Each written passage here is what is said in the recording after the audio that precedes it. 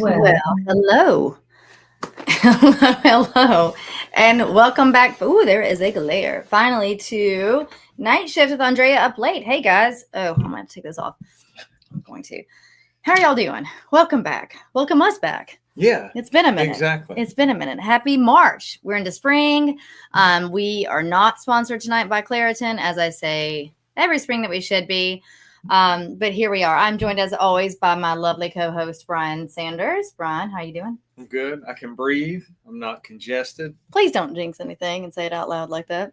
That's true. If you're new to the show, this is a true crime podcast, so you can watch every Tuesday night, or most Tuesday nights, anytime from 8 to midnight on the Andrea Up Late YouTube channel. We also drop to streaming podcasts, so wherever you listen to them, your iTunes, Spotify, etc. Right? So that'll drop tomorrow for all of our strictly audio listeners. Again, we try to remind you guys, if you have a job or whatever and you like to listen and for some ungodly reason you want to see our faces, if you have it on Spotify, you can do that as well. So Spotify has the video portion.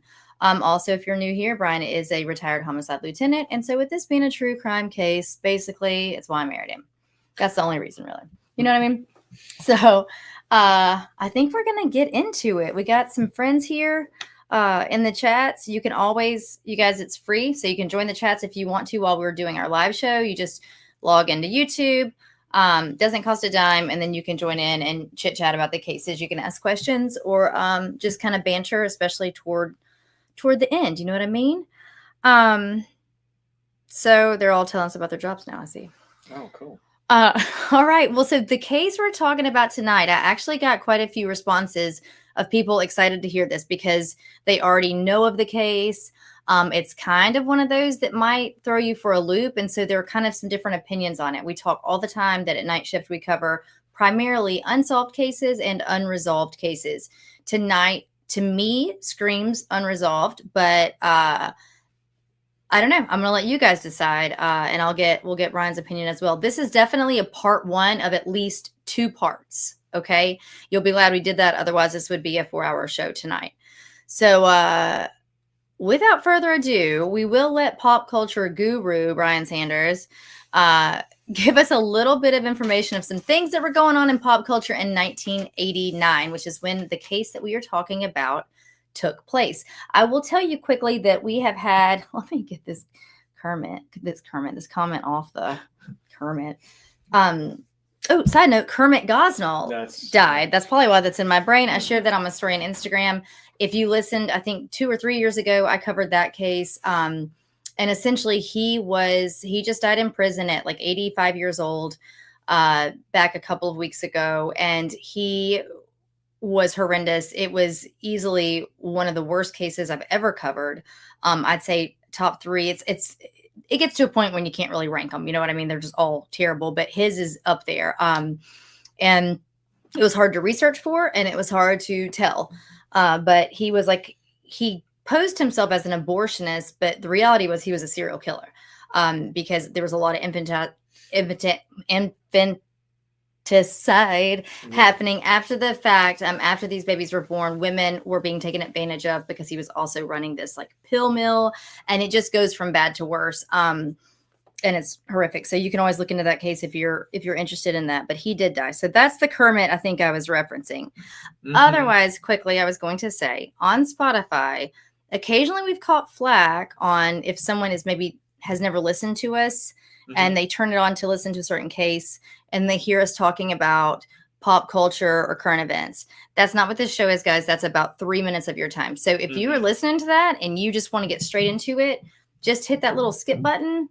We don't mind. Mm-hmm. We won't hate you for it. Scoot on ahead, and you don't have to listen to any of this stuff. But again, 1989, and this should be good. What you got? Well, for events, Ted Bundy was executed. So I remember when that happened. The U.S. invades Panama to get General Noriega. Oh, okay. All involved in trafficking cocaine and that sort of thing. Okay. How history repeats itself okay. in Venezuela currently. So those are 2 of the big events. Shows premiered The Simpsons. Oh, wow. I know another one. Yes, you do. Seinfeld. Seinfeld. Yeah. Yeah, I which we think a are lot of currently- times people forget that was not like just an early to mid 90s show. It actually started, it aired first in 1989. Movies, the first kind of Batman, the one that everybody, The good one. the good one with Michael Keaton, The only and one, really. Jack Nicholson, who I think got $1 million at the time, and that was the big deal. Indiana Jones and the Last Crusade. Dang. And your favorite, Honey, I Shrunk the Kids. I liked that movie, actually. But that's what I'm saying. Those were like probably three of the movies that would stand out, I think, in people's memories. But I don't even care about all that. Okay, what you got? I mean, that's kind of insensitive, but the songs. I want to. I feel like it's going to be in my soul. What do we got? I'm only mentioning one band because it's the only one that matters right now. In 1989, an album debuted with 3 what I would call hits, what you would call hits. Okay. I'm interested in what everybody else thinks. Skid Row. I knew it. Self-titled album, Skid Row. I knew it. They debut. Go ahead. And it's 18 in Life was one of the videos and one of the hits. I Remember You, and then Youth Gone Wild. But I Remember You in 18 and Life to Go. I remember you. So if you guys haven't, if you don't follow Instagram and you haven't seen it, I put a story up recently that was talking about if you don't follow Sebastian Bach. Oh my gosh, my words. It's been a minute, guys. If you don't, I think he would like Sebastian Bach. He would. But there's he's got one of those little forums on Instagram that's called The Party Never Ends, 1989 to 2026 tour. He sends, guys, can you see this? He sends voice texts every day to this thing. And it's something I didn't know that like I was missing in my life. Is hearing Sebastian Bach hop in the tour bus after some show in like wherever Idaho and tell you about it. So like, Hey.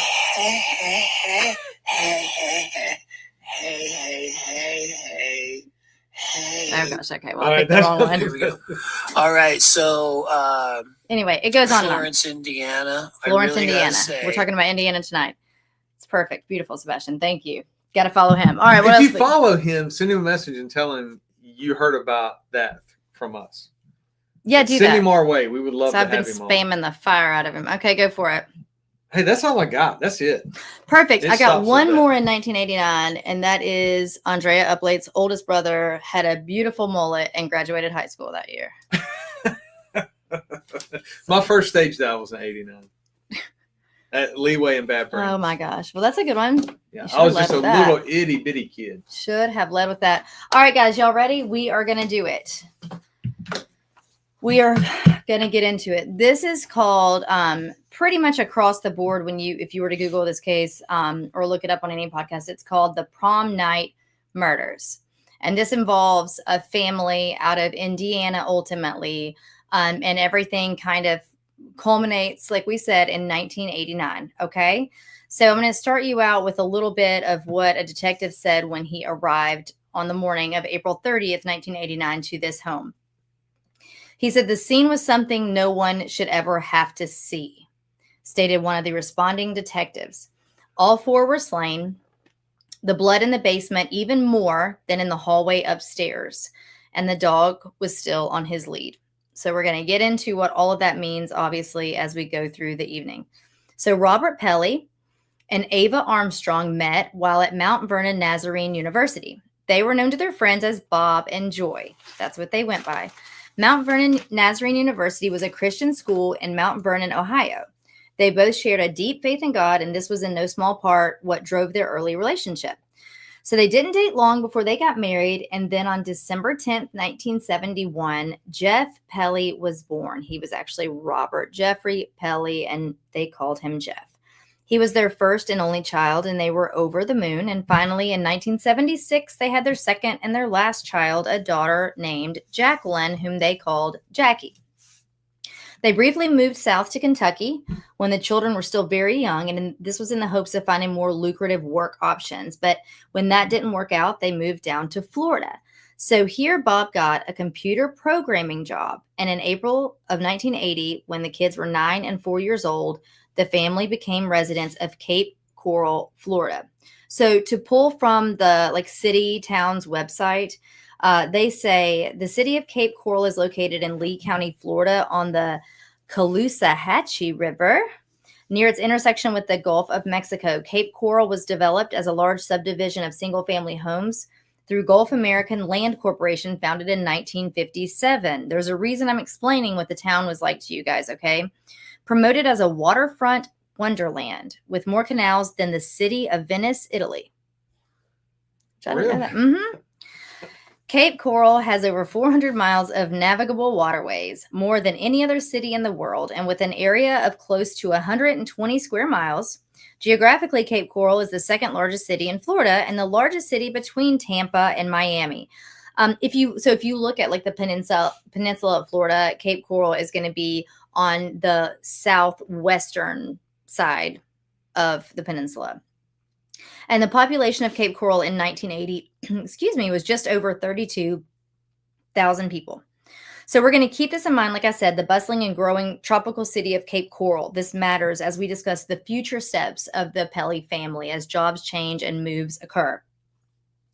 So some time goes by, and by 1983, the family had fully immersed themselves in the community. They owned a home, they had become active members in their church, but Bob's temperament wasn't always very compatible with his growing children. Right now, I kind of feel you, Bob. Bob was fairly strict and didn't want the children to spend time crying over pretty much anything. When interviewed on the case, Pastor Michael Ross, this was the preacher at their church that they attended in Florida, reflected that Bob came down pretty hard on the kids. He was a loving dad, but he also didn't have the flexibility when it came to rules and emotions. So Pastor Ross was close with Bob, and he does say hesitantly that he feels Bob came down a bit harsher with Jeff, his only son, more so than with the girls. And I listened to some interviews with Michael Ross, and he really doesn't have negative things to say about Bob. But he does, you can hear him kind of pause and say, Jeff was a teenage boy. They all kind of do stupid things. Jeff sometimes did extra stupid things, right? But he would also say that Bob comes down pretty hard on him. He said he was not physically abusive that he knew of, just very, very strict. But even by Jackie, remember the daughter, by Jackie's own admission, her dad did not, quote, allow us to cry. However, she also doesn't seem to have ill feelings about him. That's just the way it was growing up for them. Their mom, Joy, however, was softer in nature, and Jackie will say that Jeff was extremely close with their mother and that they had the same temperament and sense of humor. Sadly, in 1984, Joy was diagnosed with skin cancer. So she experienced a brief remission, but the cancer came back aggressively. Jackie recalls her mother had no interest in chemotherapy or long, drawn-out treatments. Joy looked at it as that she loved the Lord and she was fine to be called home, and she didn't want to do all of these things on earth to prolong her life and potentially have all these other side effects as well. And so Joy passed away peacefully on February 24th of 1985 when the decision was finally made to remove her from life support. So the kids were young. Remember that, okay? So Pastor Michael Ross that we mentioned a moment ago, at that time, he's said to have been Bob's closest friend in town. Pastor Ross remembers this time vividly. See, he was at the hospital when Joy passed away. He was a confidant to Bob and to the family. And he states that Bob came to him almost in shame, concerned about finances. He confided in Pastor Ross that he felt so guilty about his lack of money and that he feared Joy would have to be buried in a, quote, cardboard basket. When asked about this, I'll get to what Pastor Michael Ross says concerning the finances. So remember, the Pelley family moved to Cape Coral from Kentucky for Bob's job. Like the whole reason they went there was for him to get this job at the bank. It was supposed to be a lucrative move that provided financial security for the family. Bob worked at the Landmark Financial Institution Network. Trust me, we will be visiting that bank in part 2 a good bit more. And this is where he oversaw the computer processing component of the entire banking business. He worked at the central processing hub of multiple banking institutions within that company. So Pastor Ross, when asked what he thought of Bob's confession, stated that he really doesn't know why there were financial problems in the Pelley household. I mean, as far as he had known prior to this, they were in this nice home with this pool, but like his job supported it. They weren't living above their means otherwise, and this shouldn't have been a concern. But he says he didn't want to inquire and cause any more embarrassment on Bob's part. He recalls that he consoled Bob and essentially just reminded him that it doesn't really matter what she's buried in and it's all going to, be all right. But according to Pastor Ross, the funeral was planned, and evidently it turned out that Joy had quite a high-end casket made of steel, one of the more expensive models. He says it was certainly something he noticed, but no conversation was ever had concerning the Pelley's finances again, and Pastor Ross never inquired as to how it all changed so much, kind of on a dime, it would seem, right? So while we discuss the death of Joy Pelley, we need to know that someone else passed away. Okay, so just 2 months prior to Joy's death in Florida in February of 1985, a man named Edward Huber passed away up in Ohio. So Edward was in the garage of his home working on a car and died of acute carbon monoxide poisoning, with a contributing factor being alcohol ingestion, per the autopsy. His family states he would never have committed suicide. But then opinions do get shifted when his experience of being mechanically inclined is mentioned. Some believe he was too experienced to have made the mistake of allowing inhalation of carbon monoxide. He was very comfortable around cars. He worked on them often. He would know the rules for being in a garage with a vehicle. So either way, his death was ruled accidental, and he left behind his wife, Dawn, and 3 daughters. So this is going to be a little bit of a tongue twister here. We have Jessica, who was 5, Janelle, who was 4, and Jolene, who was 2 years old at the time of their father's death. So now Dawn is left raising these 3 very young girls. Okay, so let's scoot right back up to where we were. Joy Pelley has passed away, and now the family is trying to move forward. But remember, Bob was not a father that would encourage emotions, and is noted that the children were not really allowed to grieve their mother. In fact, he pretty much told them so. At least not externally. They were not allowed to cry about her death. So this is going to be what differs in opinion for people when we look at the potential motive behind the murders, okay? We discussed briefly the death of Edward Huber a moment ago, who left behind Dawn and the daughters, remember? Well, his widow, Dawn, was visiting her friend Katie in Portage, Ohio, just a few months later. So her husband dies. She goes and visits her friend in Ohio. Well, while on this visit, her friend Katie urges Dawn to meet her uncle, who had been widowed himself. He was on a visit to Ohio all the way from Florida, and his name was Bob Pelley. So Bob's children, Jeff and Jackie, had already been in Portage because Bob's family had a cabin there that they would spend time at every summer. So when Bob came to pick up his kids, he met Dawn there because she was visiting along with her daughters. Bob and Dawn spent an afternoon together before Bob took Jeff and Jackie and returned back to Florida. Dawn and her girls stayed back at home in Ohio, but it seems that the 2 new widows had made an impression on each other, and they kept in touch. Dawn flew to Florida that September by herself and spent time with Bob and his children. Jackie recalls that it was around this time that Bob told the kids about the plans for his marriage to Dawn. Jackie recalls that she and Jeff were okay with the arrangement. There weren't any real big conversations with it, though. She says that Dad didn't really ask us any questions or discuss anything. It just kind of became knowledge that that's what was going to happen.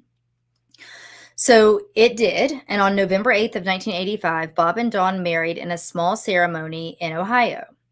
So Dawn's daughters, Jessica, Janelle, and Jolene, were at the wedding, but Bob's children, Jeff and Jackie, I'm not sure if you're noticing a theme here, could not attend because their father wanted to wed Dawn so quickly. They were still in school down in Florida and couldn't even go to the wedding.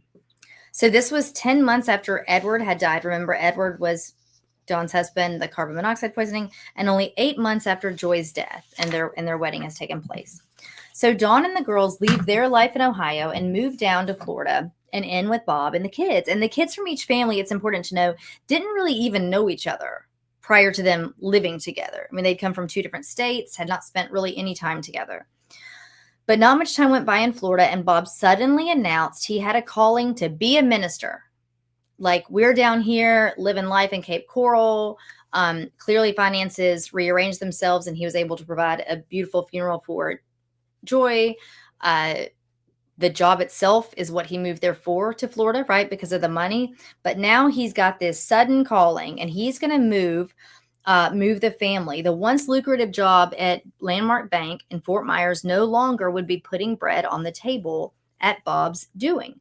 He told Pastor Ross that he received a job offer from a church to be the lead pastor. On the couple's first wedding anniversary, on November 8th, 1986, the now 7-member household uprooted and landed in Lakeville, Indiana. Do you guys know anything about Lakeville, Indiana? I had to look it up. He was now taking a financial plunge, making less than half of what he had been making in Florida, with nearly double the size of family, right? So long gone were bonuses, long gone were benefits, and of course, the pool. Because he would be pastor at Olive Branch United Brethren Church, located at 22750 Osborne Road, he was to live in the house there on the grounds. And this is not atypical for a smaller kind of country type church that has a house there off, it's it can happen that the pastor lives right there kind of on the grounds and kind of helps take care of things and is right there at the behest of anyone that needs him. I've got a photo here somewhere that will show that's the sign for the church. So behind it, you can see a White House. If you are listening, let's say in your car or just audio streaming, you can always come to the Andrea Up Late Instagram page, and there you will find photos from the cases that we cover. Okay, so I'll put all this on there tomorrow. And here is a photo of the home they lived in. So the house kind of matched the church, white. It's a ranch style home. So that's what they moved to from what I just described to you about in Florida. So the home is going to be referred to as a parsonage. And that, again, is just the home that the pastor is going to live in. The home was small and white and shared a driveway with the church. Amongst the acreage surrounding both were a few other houses and tons of corn. So we already talked about Bob's salary shrinking. Well, so did the square feet of his home, and the 3 youngest daughters shared a bedroom, and the family tried to adjust. The congregation was on the small side, but so was the population. Lakeville, Indiana had a population of approximately 650 people. Remember, I told you at the time, Cape Coral had a population of 32,000. Not that you always want to be with that many more people or that you don't love rural life, but it wasn't that they moved because of the rural lifestyle, right? So they went to a very small town with very few people, and that also is going to be important to know, particularly as we move into part 2 next week. After nearly 3 years, the family was one with the community again. All right. So they have neighbors and church friends alike. And one of these friends was a man named Dave Hathaway. So Dave has like a past experience in the military. He had been in some wars, and he's now a member of the church. He was actually the Sunday school superintendent for the church. And he became quite close with Bob over the time that Bob was living there. So there are going to be a few key witnesses in this story that help really kind of narrow down timelines. And it goes to show the importance of everyday life. It's kind of what we were talking about yesterday. Like what those close to you notice without even a conscious thought about it, right? So some of our best witnesses are always going to be, I think Brian will often reference a lady who watched, let's say Matlock or whatever, and knows that like the show comes on at 6 o'clock every evening. And so whatever, she could hear the screaming next door as the credits were rolling, and so you can get these good timelines, and people are not even meaning to, but paying attention to each other's lives. So Dave recalled that the church service began every Sunday at 9:30 sharp. Dave was usually the first one there, kind of getting the church opened up and ready for the worshipers. And he stated that Bob arrived weekly right at 9 o'clock. Okay, so they both kind of get there around the same time every week. So Dave remembers the morning of April 30th, 1989 very clearly, and for more than one reason. He states that on this morning he was running behind and he was feeling bad about that. He said he arrived about 10 minutes later than usual at approximately 9:10 a.m. But after a few minutes, he was a bit confused as to why the entire Pelley family was also not filing in.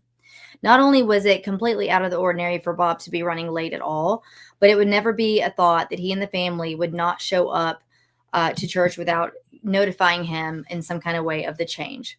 So by 9:20 that morning, Dave had others in the church that were noticing the absence of the Pelleys as well. Also happening kind of simultaneously is that a little girl, Stephanie Fagan, she was an 11-year-old child that played with the Pelley girls. She had come to the back door of the Pelleys' home. So again, remember the home shares a driveway with the church. So the church and the home are neighbors. Okay. So this little girl, Stephanie, runs up to the back door of the Pelley home. Per witness accounts at the time, this was very normal. So Stephanie every week would run to the back door and play with the girls before service started. Normally, the back door of the Pelley's garage where the garage was unlocked, and then she could run and knock on their door. So she would kind of enter in through the garage exterior door that would be unlocked that morning, run into the garage, and then knock on the door that would then enter into the kitchen. Okay. And that this was habit. This is what was done every single week. But on this morning, however, that door outside, that exterior garage door, was locked. Thankfully, Stephanie was not able to make any further entry into the home. There was also a sliding glass door into the back entrance that was also locked.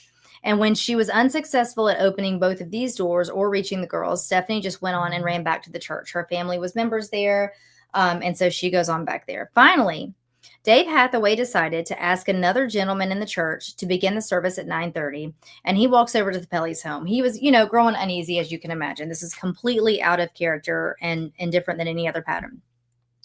So he began by knocking on doors, front and back. He walked around the exterior of the home. He tried to look in the windows, but he recalls that all the curtains were closed, all the blinds were down. After a few minutes, he was confused and he went back to the church. So he's just kind of sitting there scratching his head, right? But not much time went by before his radar was just eventually not going to let him relax. So Dave grabbed a fellow church member, Wilmot Tisdale, and together they decided to find the spare key to the church.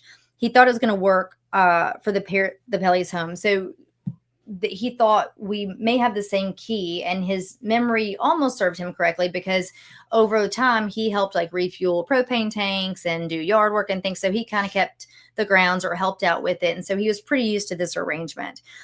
They did locate the key, but it was not a match for either door. As they discussed the situation a bit more, a lady from the church named Lydia Easterday walked over and handed them a different key. Lydia's husband also worked at the church, and she had gotten this key from him. So while this key did not open the back door, it did, in fact, unlock the Pelley's front door. So Dave was able to get inside, and as he recalls, this would be about 10:05 in the morning. He'd instructed Wilmot and Lydia to stay outside by the locked sliding door around back. Remember the glass door it would be near a dining room entry, telling them that he would walk through the house and let them in. But soon after entering, Dave saw the first sign that something wasn't right.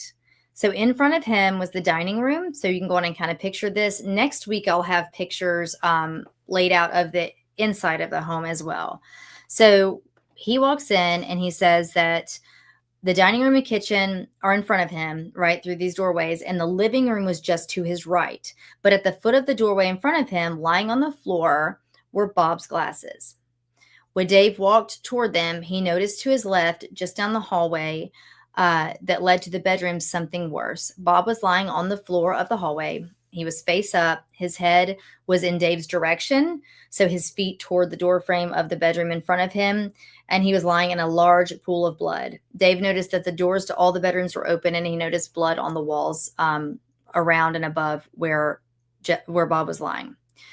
So Dave hesitantly walked toward Bob, and his account is that he saw such a large amount of blood on the walls, and then when he looked down, he noticed that Bob's face was partially missing.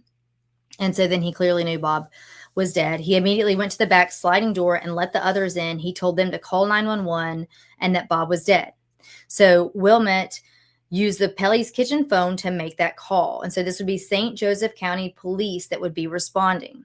Dave walked through the house toward the back door and saw even more that he wished he had not seen. So as he glances down the stairs toward the basement, he said that he saw 2 feet with white socks lying at the bottom.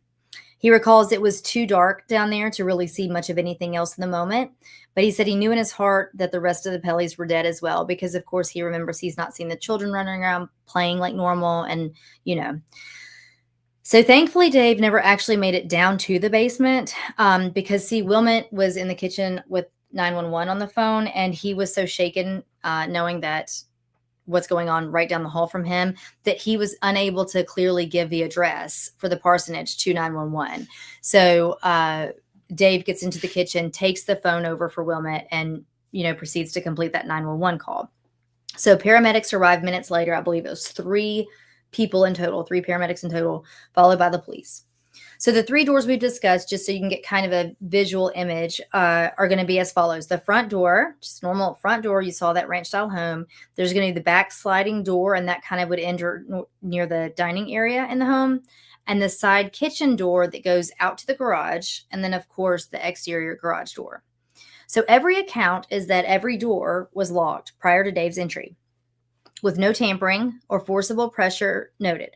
Dave has said that he told the paramedics immediately upon their entrance to the house to not touch anything because, quote, he felt there had been a murder. Dave and the other two leave the home at this time. Do you have any questions for me yet? I've not let you talk at all.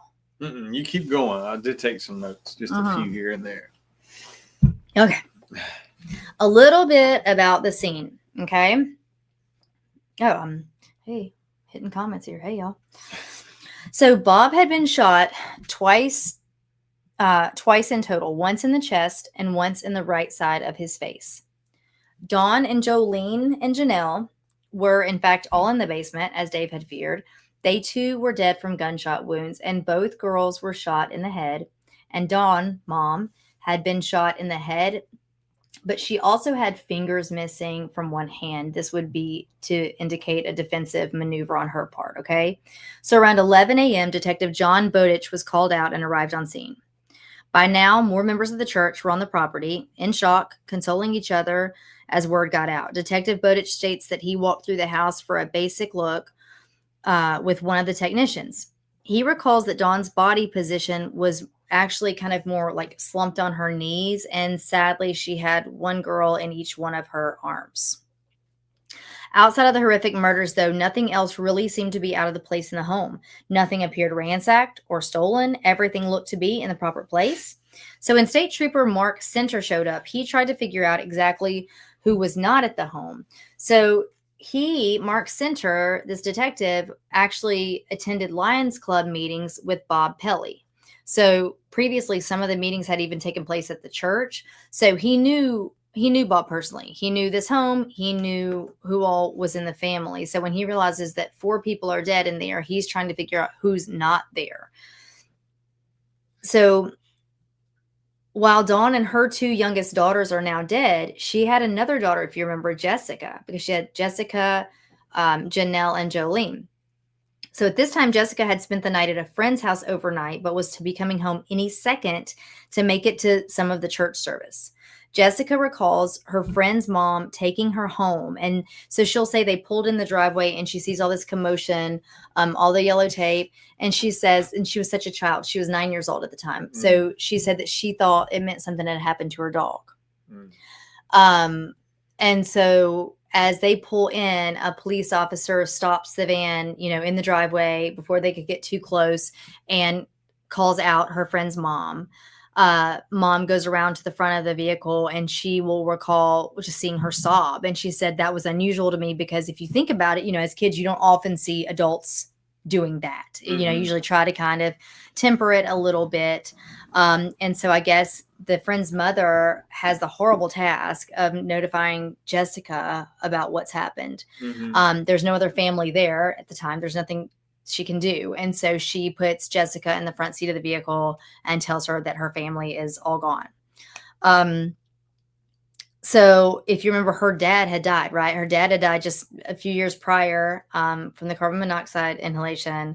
And then now she's got this stepdad, and her mom and her 2 sisters are all gone. So the other 2 children not there that fateful night were Bob's children, Jeff and Jackie. Now, Jackie had been away with friends at a church camp that night. And Jeff was 17 years old at the time, and his 1984 Mustang were gone as well. Church members told detectives that he had attended his high school prom the night before. The night before was a Saturday, remember. Jessica was able to tell them that he was at Six Flags Great America on that Sunday day. That had been the plan. So during an 11-hour span that day, 25 people were in and out of the home if you look at the police logs. So a journalist, Delia Dambra, was a journalist turned investigative podcaster, and she's got a great podcast on this case as well. And she noted something odd concerning the attendance logs for the scene. So among the multiple appropriate people that you would assume would be working and visiting the home that day, forensic pathologist Dr. Rick Hoover was logged in as being there. So she notes that at this time, it was not only not protocol for a pathologist to respond in person to homicides. I'm going to pick your brain on this. Mm-hmm. It was downright odd. Then and now, St. Joseph County works with the coroner type system. This means that the coroner alone comes to physically take notes and retrieve the body. So I think Brian and I have talked about this topic before, but with this setup, this would mean that the coroner is a voted position. They may or may not be doctors. They may have just had a good campaign.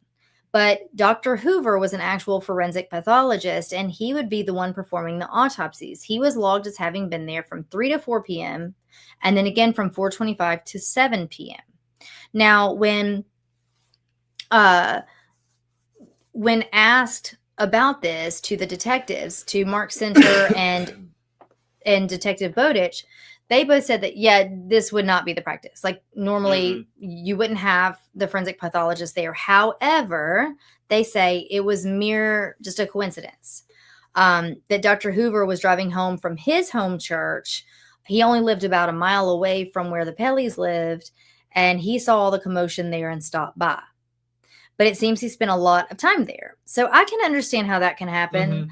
But that is a lot of time to spend there. I think I just noted a total of 3 hours and 3.5 hours, basically 3 hours and 35 minutes total. When he wasn't, but he's not the responding coroner, so it wasn't his duty to be there. He's just there coincidentally. So that's why I say it feels like a lot of time, right? Oh, what is that? What is that? Oh, that was you? Earthquake. Yeah, my Bigfoot. So evidently, per detective, well, I told you about that. So they seem to enjoy to have his expertise there. So evidently he was, kind of the more experienced forensic pathologist in the area, up in northern Indiana at the time. And so they were happy for him to be there. They didn't think anything odd of it in the time. So Dr. Hoover is still a working pathologist, but when asked for interviews in the more recent months, he refused to respond multiple times. And evidently his secretary eventually wrote the journalist requesting, a conversation with him to say in no uncertain terms, he will not be discussing the Pelley case. That may be interesting for us to touch on when we go to part 2. Okay. So either way, per police statements at that time, Dr. Hoover's statements indicate he was learning to interpret blood spatter at the time. So he had not ever been technically certified or formally trained in blood spatter, observation, but he had been practicing it for years by 1989. The discrepancy happens when Dr. Hoover says he shows up to the scene with an aspiring medical photographer who is also a physician mid-afternoon. Okay, that tracks because the log states that he originally signed in at 3:07 p.m. Perfect. But he also says the first thing he did upon arriving is talk with the coroner to determine what to expect inside and how many victims there were. That could make sense. But it doesn't. That can't be right because a police report, a handwritten one from 5:45 p.m., states that at 5:45 p.m., Dr. Hoover actually left the residence or walked out of the home to tell a police officer to go on and call the coroner to the scene. And sure enough, the coroner didn't sign in until 6:15. So the discrepancy falls that he says, okay, what did you do when you got there? The first thing I did was talk to the coroner to ask questions about the victims and how many people were there. And maybe this is just a flub, as things have been reported over time, that maybe he meant he asked a police officer that. Maybe, it could, captain. Exactly. Yeah. It could be nothing, or it could just be kind of a malalignment with the facts, because we do have some other things like that are going to occur as we go on with it. But even with all of that, there seem to be no notes at all from the coroner. So the coroner gets there. I told you he signs in on the police log at 6:15. He comes in to examine the scene. And we have no notes from the coroner at all from there. Okay. We have none from Dr. Hoover either from that day, which would make sense since he wasn't actually working the scene, but maybe he was writing them instead of the coroner, right? But that didn't happen. The only notes at all are eventually Dr. Hoover's autopsy reports, days later. So in part 2, we are going to discuss the evidence collected, mistakes that were made, more details to the actual scene and the autopsy reports, because it's going to be interesting when you hear what clothing was worn on the bodies, because we're going to try to narrow down exactly when their murder took place. We don't know when the murder took place for a few reasons.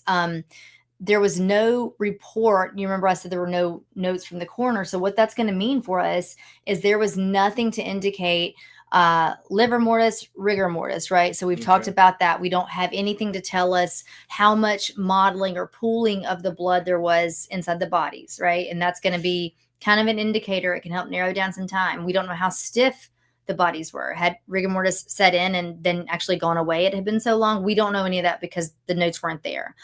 We also don't know it because immediately after being there throughout the day, when they were taken to the morgue, they were put, immediately in refrigeration. So without the notes and then having the cool bodies, it's very difficult to narrow down a time.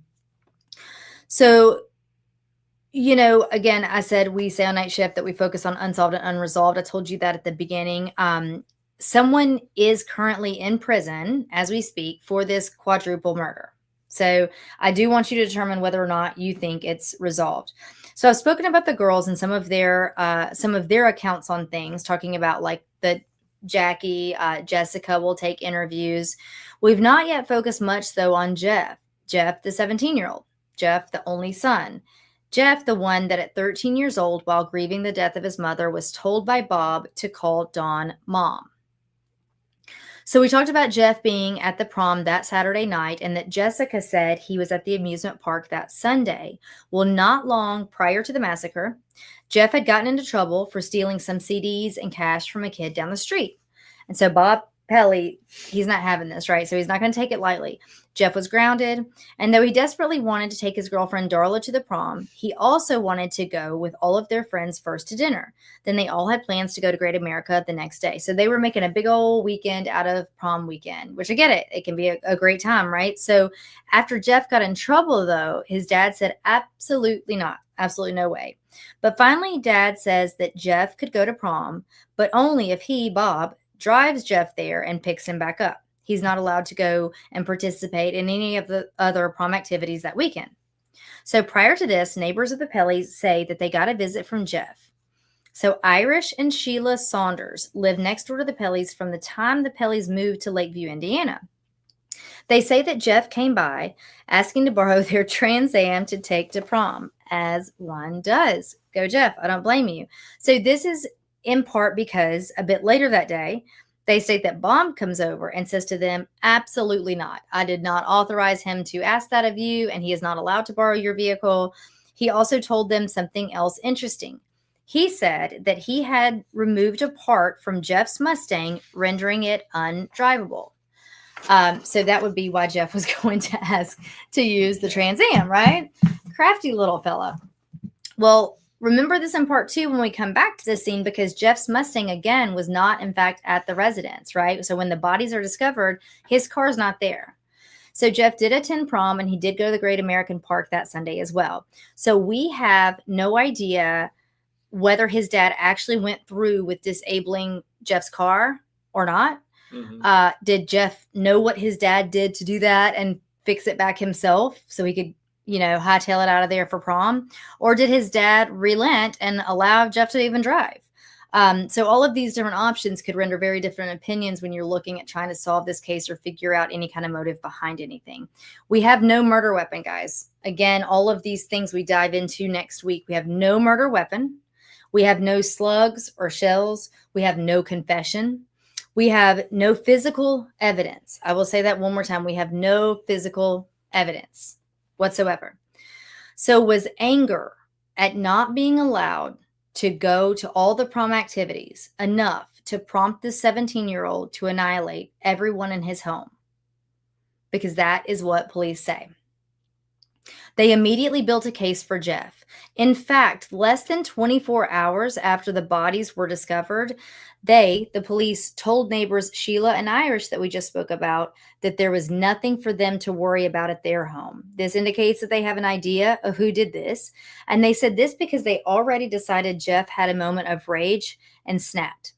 Jeff has denied this for now nearly 38 years.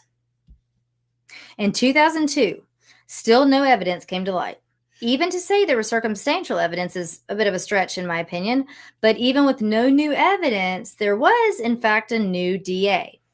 So now grown, married with a child, and working at IBM, Jeff Pelley was arrested for the murder of his family and still sits in prison while fighting the case. This was 2002, again, that he was arrested, okay? So 13 years after the murders. No one tested for fingerprints at the scene. A locket with a stranger's picture in it, was found in the outside trash can. And what do you think could have been on the film in the camera that was taken into evidence from the living room? We're going to talk about all these things, and we're going to go over the evidence log as well. No photos were taken of those things I just mentioned to you, by the way. They were noted to have been taken as evidence, but there were no photos of any of these things. Remember when Bob left that lucrative bank job in beautiful Cape Coral, Florida, to heed his calling of becoming a minister in a tiny town in Indiana? Some say that move was abrupt. Very, very abrupt. Again, part 2 is going to discuss the autopsies, the scene, and a little more about this Florida bank. But I am going to leave you with this. There's a witness statement that was not allowed to be presented in Jeff Pelley's trial. So witness Tony Beeler states that Bob Pelley confided in her in Indiana back in 1989. What did he say? Quote, "They're going to kill each member of my family. I'm going to watch, and they're going to kill me." The Pelleys were actually murdered just days after she says he told her that. Bum, bum, bum. But next week, it gets juicy. So next week, we're going to discuss what they're considering evidence that, like I said, is all circumstantial at the Pelley home. Nothing. We have, again, no murder weapon, no physical evidence. And legitimately, they say the reason that Jeff was charged and ultimately convicted is because they think that he was so enraged about not being allowed to do the prom activities. Sorry, I'm making a note about what you just said about the witness. Uh-huh. There's more. You're going to have to keep those notes. Yeah. Oh, yeah. For next week. You guys, what do y'all think? Although I say, what do you think? If you know about the case very well, you'll know what we haven't discussed yet. So let's keep that tight-lipped until then.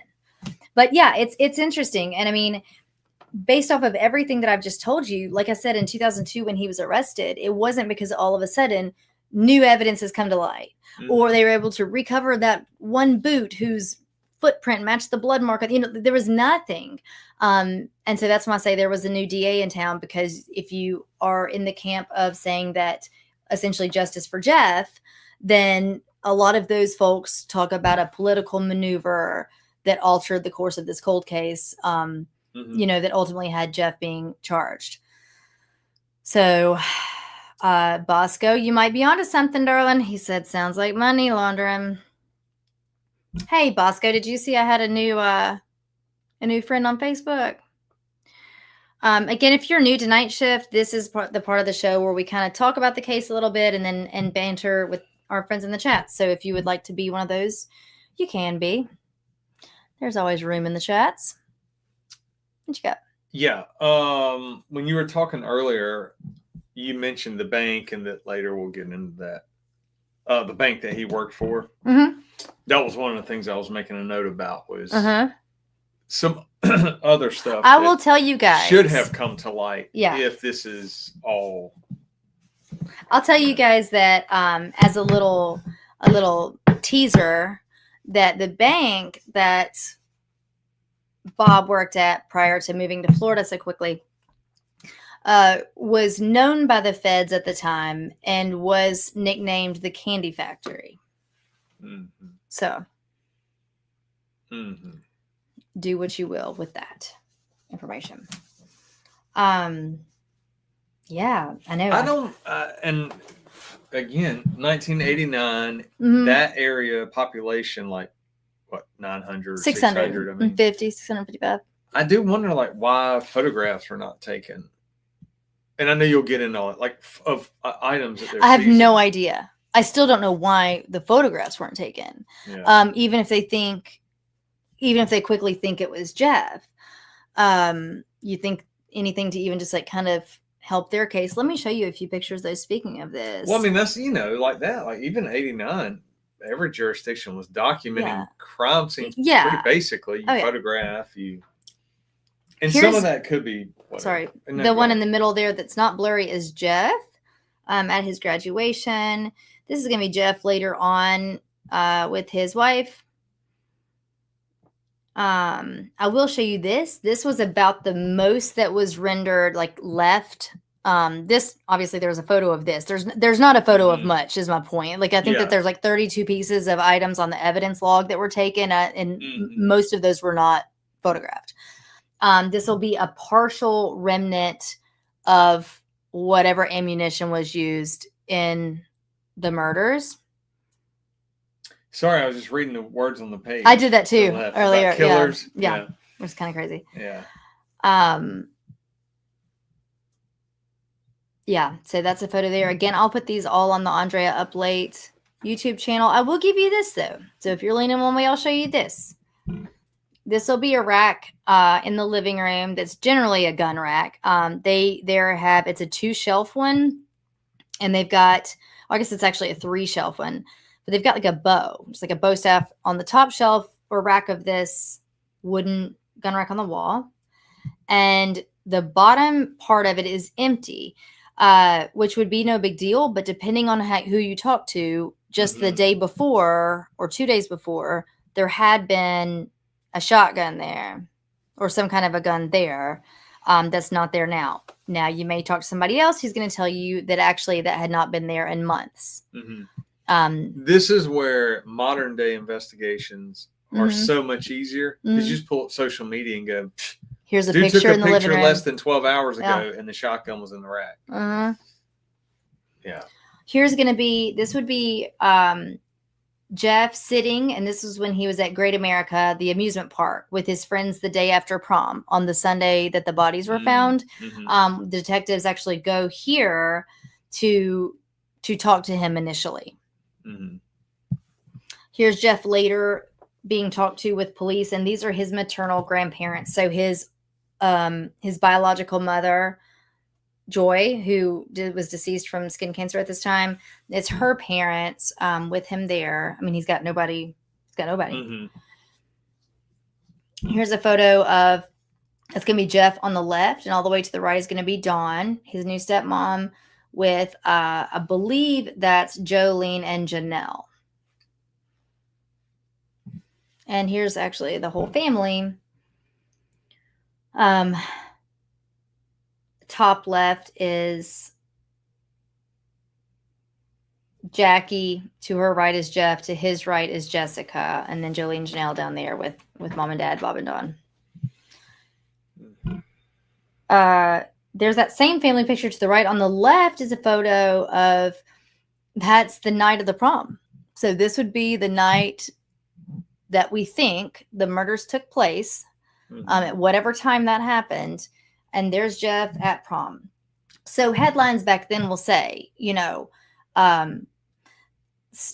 teen callously attends prom, or carelessly. I've read both actually. The night after the murder, after murdering his family or after annihilating his family or whatever, And don't get me wrong. Look, teens are capable of some crazy things, and turning it off like that and smiling at a prom. I'm not saying that couldn't happen.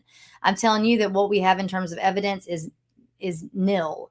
And even without part 2, without you guys hearing part 2, I think it's very easy to surmise that reasonable doubt was not made in this case. Like there is in no way reasonable doubt. And that's the other thing, like with unresolved cases 15 years later or 20 years later, and someone else looks at it with, people say fresh eyes, whatever. They're newly assigned the case. They go over it. Things don't change at all, but then they present it like you're talking about to a new prosecutor or a prosecutor who wants to work those cases.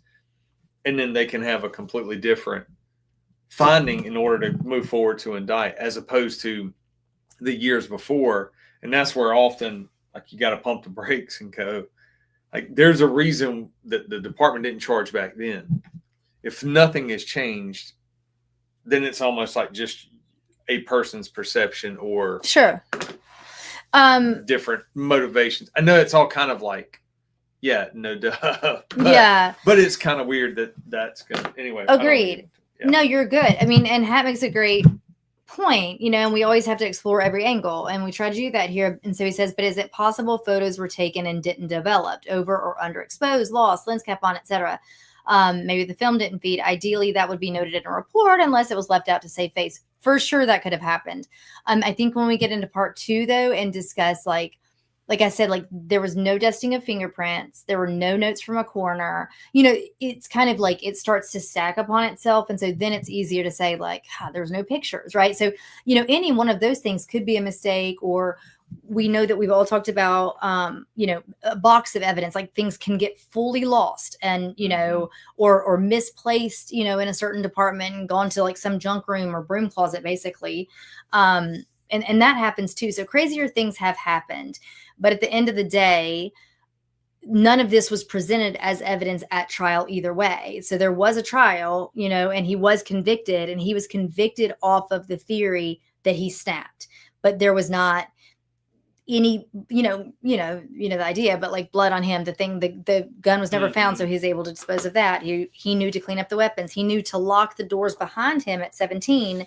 And not trail blood out when he left, right? Like, so in 1989. So like, there's a lot of other things in addition to the no pictures that starts to make that feel more. And I'm not saying that this is not one where I'm saying like there's any kind of a cover up or or even necessarily ignorance. I think this is a beautiful case of tunnel vision. It feels like, because I mean, I can't even venture to say that they would be successful in confirmation bias, because even with that, you find a target without even meaning to, right? And so you let your facts and the way your brain goes meet that target. But even what they said is more tunnel vision than confirmation bias, because it was just that Jeff did it, but I'm not sure they ever met that bias, like that they ever, got there with presentation of the facts. So, Leaf. I guess earlier Falk said 9 Inch Nails, Pretty Hate Machine album debuted in 1989. There's a lot of 9 Inch Nails talk, and there's a reason I haven't mentioned it out loud yet. And I guess she like confirmed it, and it was like, yes, I was right.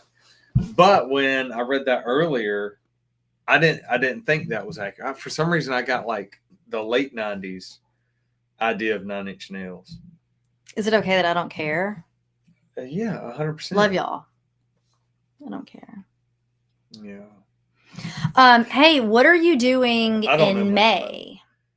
Me in May? Do you have anything to do early May? I got an idea that maybe you and I, or you and me, or who cares the proper way to say it. I think we mosey on down to Clemson Town, South Carolina, South Cackalack, cock it back, check out King George. We are going to see George Strait in South Carolina. If y'all want to go to Clemson, have a great time. We have to go there because he's only going to like Virginia, Clemson, and Texas. And with us being in North Carolina, that would be the closest one.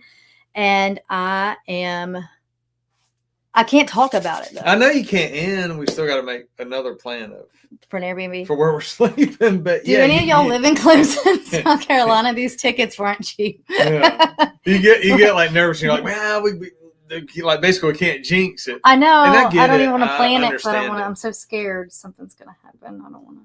But oh my gosh, like if it all comes to fruition, he should only be a few feet away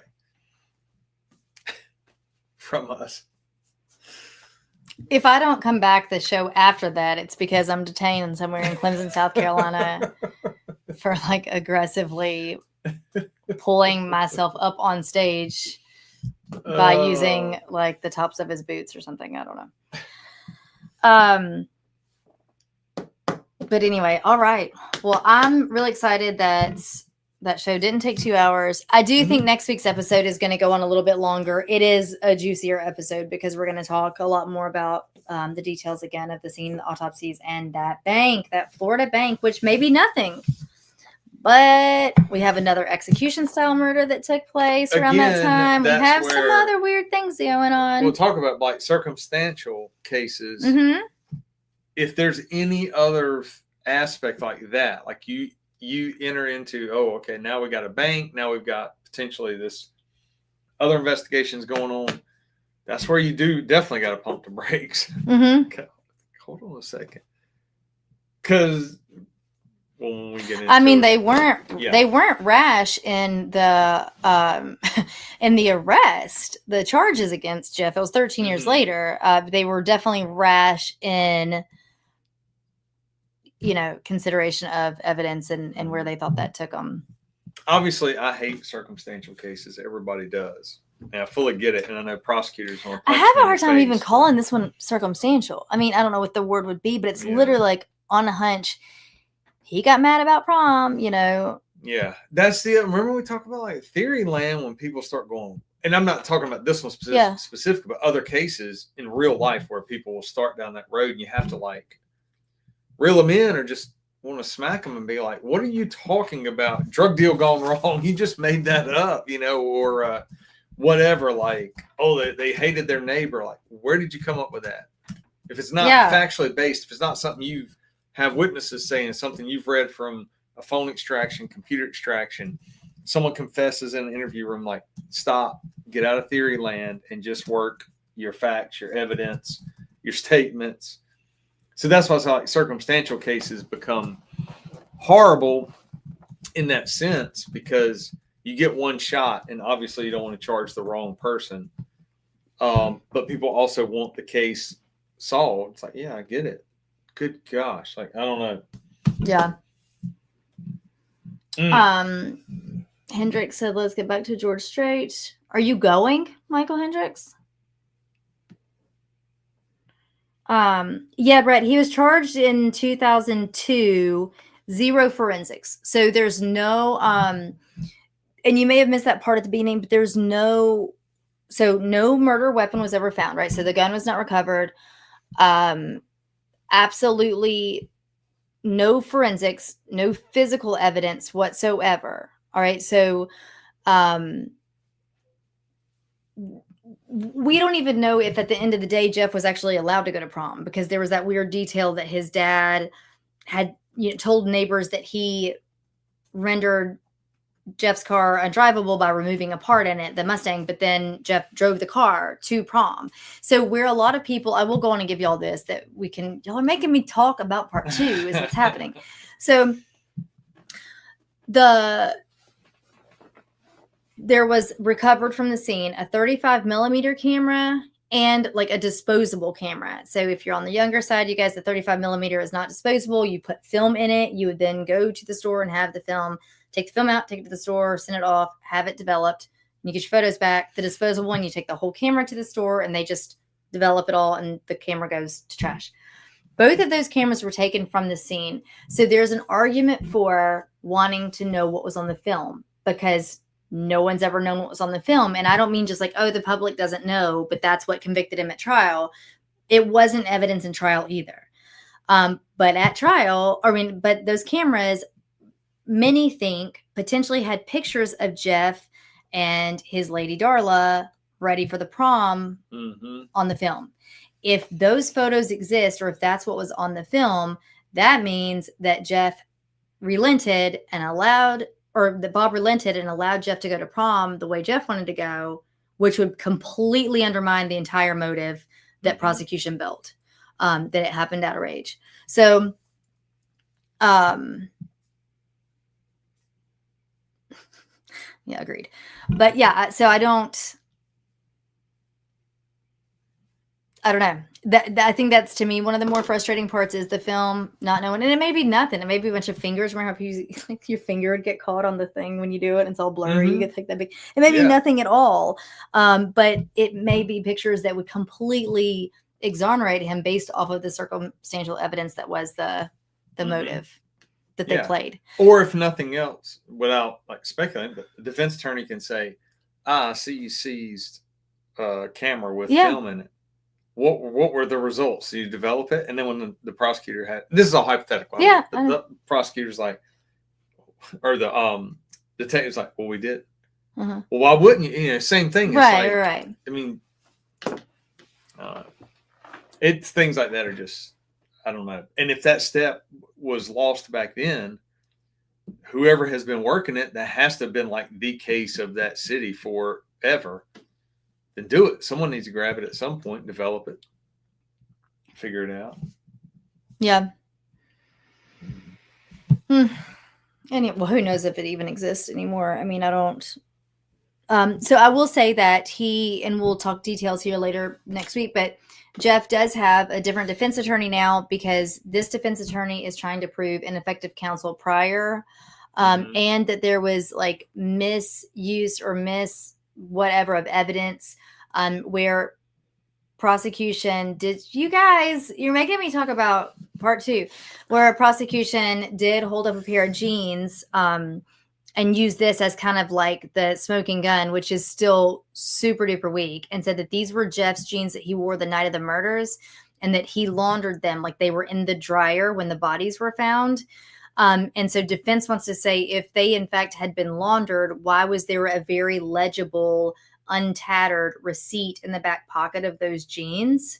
So they're saying they misused evidence or mislabeled evidence in that situation. And that would be the only thing that the prosecution actually had that potentially could have been something physical, a tangible piece of evidence.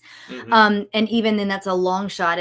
And, you know, like I've thought before, if you have just murdered 4 people, I'll tell you with the little girls that were 6 and 8, it shows with the residue and things like that on them and on their faces, it shows that the gun would have been 1 to 2 feet from them when they were shot, let alone the mom and the dad. So if you have caused this kind of damage, there were hairs hanging from the ceiling connected to bone in the basement where the 3 females were shot. Okay, so like this was a mess. It was a mess. So if you have jeans that you can throw in the wash after something like this, I need to know the brand of your laundry detergent because they weren't stained or bloodied at trial. This, you know, so they would have had to get fully clean to the point of this receipt in the back pocket not having been damaged by water at all. So you see what I'm saying? So that's what the defense is arguing now. And his new defense attorney is, she also lectures in Indiana, but she is a part of the Indiana Innocence Network.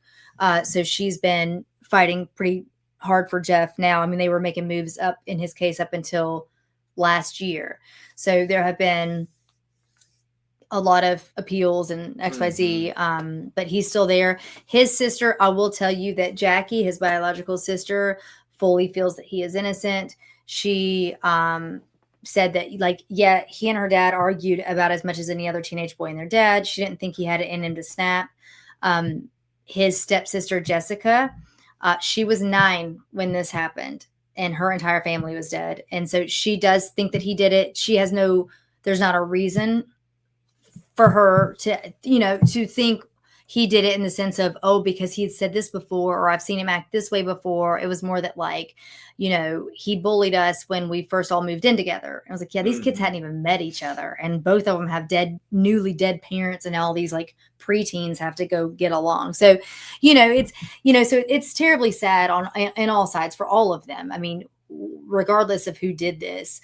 But there has just not been anything that,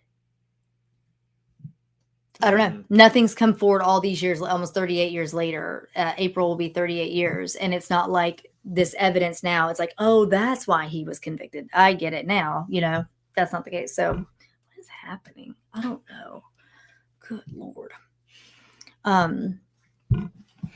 Anyway, can you say all 5 of those kids' names real fast, though? I can't, and I apologize. I even tried like to keep track of the names. Jeff, Jackie, Jessica, no disrespect, Jolene, and Janelle.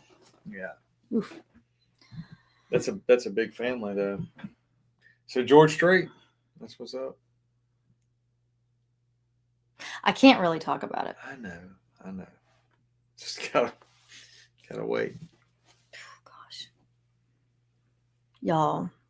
Like 90,000 people. Yeah, it's a bigger event than we generally. Yeah, we're usually at a couple hundred. Small one, yeah. Yeah. Anyway. It's an all-day event. Well, I love y'all. We're going to get boring here if we keep on. I need a shower. I'm tired. All right. We do love y'all. We are going to be back next week because we have part 2. So at least if we keep doing multi-parters, then we guarantee that we're back the next week. Yes. Yes. Right. Also, go and follow if you haven't. Go to search for Nico Lisi, Niekolisi. That's his mom, Monica Button, was on our show, if you remember, a few weeks ago. Had her on the show a few years ago. And that's a missing teen that at this point is being looked at as a homicide. It should have been from very early on. It spans multi-state, so that was part of the hiccups, I think, and things getting done or not getting done. And she is still on her quest and fight to help find, at least locate the remains of her son and bring him home. At that point, that this is where she says she's at. She did just share she's got an Instagram page and a Facebook page. I think her Facebook page for it is a bit more active, but she just posted a couple hours ago. I chatted with her saying I was actually going to text her today, but it looks like the Tennessee Bureau of Investigation, it looks like TBI is now looking to develop a new solely cold case unit, which it needs it. It needs it. So it's kind of, you want to say, well, it's about time, but really just say, good, let's move forward with that. We're going in the right direction. So she feels very confident in that because ultimately the last known place Nico was and where the truck that he was in was found abandoned and disassembled was in Tennessee. So, and then, for better or for worse, whatever, when of course we're still all the Angie, Aaron, Grant, Solomon stuff in the background is still kind of happening. So either way, what is it? Well, we're still in the early stages, but we could be going to a whole nother state to. I'm sorry. I'm reading. Oh, yes. Go on and tell them that news too. Don't forget that. Don't forget. The Disruptors does still exist. So Brian does still have his own podcast. It's just been a minute. Y'all, we've been a little bit busy. I'm sorry. Yeah. Been in a good way. In a good way. So we've been to the beach a lot. We have been to the beach a lot. As red already. We should be. Do you see that? Yeah, every now and then some cool things happen. So go on and tell them that before we sign off. So just basically a company reached out because they ran across me on the internet on the website and just said, hey, we're doing a documentary on a certain gang. Do you want to talk? And we supposed to talk for like 30 minutes on like a Zoom. We talked for about an hour. He was fully on board. So now we're kind of moving into phase 2. If everything goes as planned, we'll fly up to New York, do a little quick filming. And then at some point, it'll be in a documentary series. Yes. It's pretty well known. Maybe. Brian could talk for a little bit about gangs in case you guys didn't know it. It is kind of funny when people are like, hey, wait a minute. Like, how or why are you supposed to know about this? Because the accent. Because in the South. Don't touch me while I'm working. All right. Hey, we love you guys. We've bored you long enough. But thank y'all so much. It's so good to see your names, not your faces. I almost said your faces. I'd love to see your faces. Maybe that'll be a new development with some kind of update in YouTube. Y'all can just be there like little Zoom people in the background. And we can watch you. But anyway, we do love y'all. And we cannot wait to talk to you guys next week. Again, if you didn't catch this from the start, listen to it. The case itself, I only cover it for about an hour or just under. So listen to that, get caught up, and be ready for part 2 of the Prom Night Murders next Tuesday night. Same time, same place, y'all. Do you want to tell these lovely people good night? Good night, everybody. All right, good job. I did. I don't even think I looked at the microphone. I'm so proud of you. Trying to project my voice. All right, guys. We do love y'all. And until next week, we will see y'all next Tuesday. Night, y'all.